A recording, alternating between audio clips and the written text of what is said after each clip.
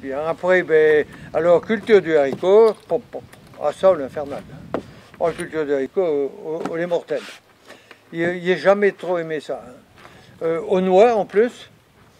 Aux noix. Après, aujourd'hui, à son bonne, à Épaleté, vous comptez sur les femmes qui viennent, parce que des fois, il y avait peut-être 10 femmes qui venaient Épaleté. Ou alors une femme avec 7-8 rôles, puis enfin, il y avait du monde qui venait. Mais oui, mais la journée qu'elle était en bonne, seul était le lundi.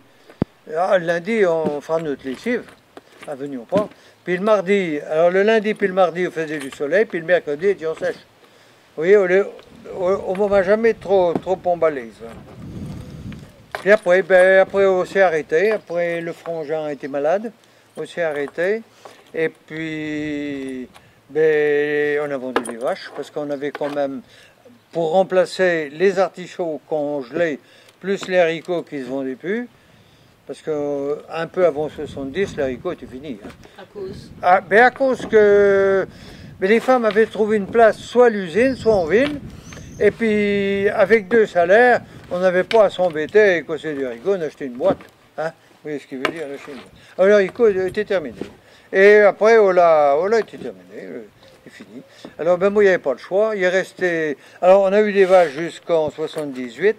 De 70 à 78, on a vu jusqu'à 30 vaches, puis autant de vaches qui suivaient. Non, pas des vaches, la suite, quoi, les petits-enfants, les enfants, alors, les veaux, les bêtes d'1 an, les bêtes de 2 ans, puis les bêtes de 3 ans qui arrivaient pour remplacer celles qui s'en allaient. On a monté à 30 vaches laitières quand même. Mais 30 vaches laitières, on n'a pas toujours été facile parce qu'au début, on n'avait pas de salle de traite. Alors après, on avait acheté une salle de traite roulante. Oh, alors là, champion. Hein. C'était une bonne chose, ça. Les vaches, on les mettait au printemps, là, 15 de mars, 20 mars, quand le temps était beau, puis qu'on avait un peu d'herbe, on mettait tout le monde dehors. Les vaches rentraient, se faire traire, la mamelle était propre, impeccable. Ça, c'était bien. Puis après, pendant que 3 vaches se tiraient, on lavait un peu les autres. Quand on dégrafait une vache, on agrafait l'autre. Et puis, quand on a les 3 qui s'en allaient, il y en a 3 qui rentraient. Ça, c'était super, super. Là, mais par contre, quand ça rentrait à l'automne, allez, 15 novembre, là.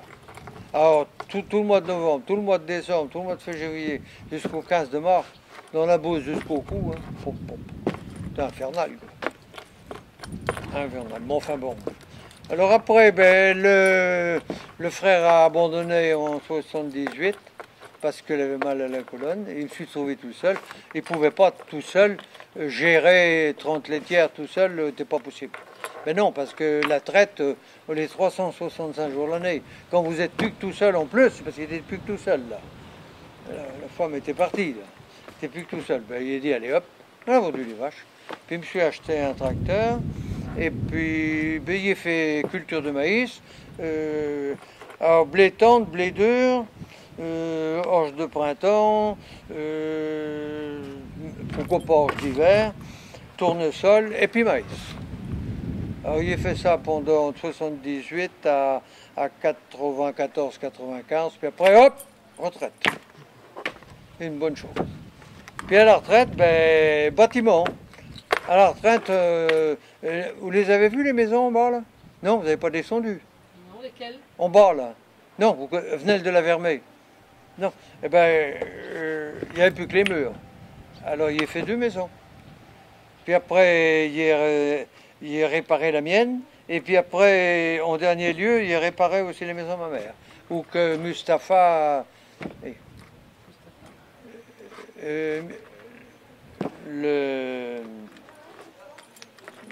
Mustapha, Michel, Taleb Michel. Le sculpteur. Ah oui. Le sculpteur, voilà. Alors, on a été bien rempli, hein. Il a fait le tour, là. Il n'est pas tout dit, mais enfin bon, il y a un aperçu quand même, hein. Il y a un aperçu.